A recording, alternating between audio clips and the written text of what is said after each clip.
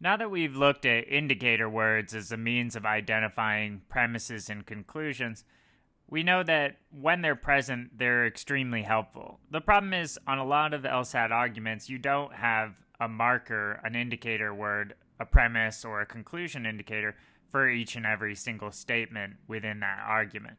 So we do need to rely on other things. Now, this is going to sound like me telling you to identify conclusions, just identify the conclusion. But the truth is that you already have a very good built-in system for determining what the main point of an argument is.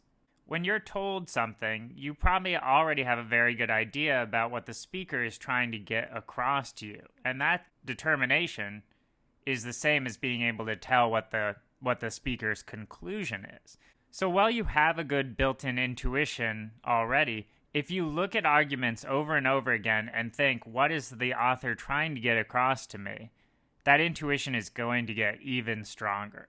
So while it's not always definitive, your intuition might fail you. As you use it more and more, it's going to get stronger and stronger.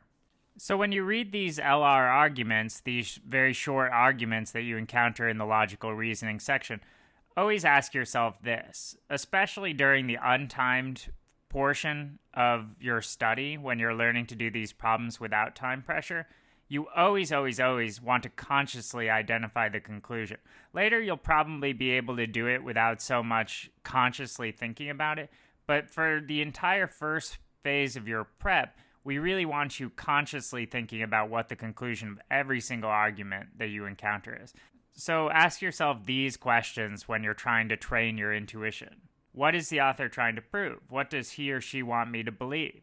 The part of the argument that best answers that is your main conclusion.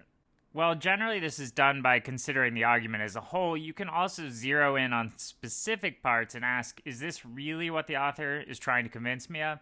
If no, then that's not your main conclusion.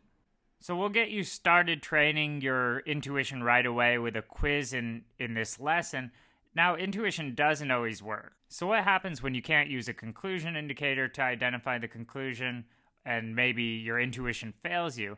Well, in the next lesson, we'll look at a more definitive method for always identifying conclusions correctly. So do the text lesson here in the quiz, and then we'll move on to that.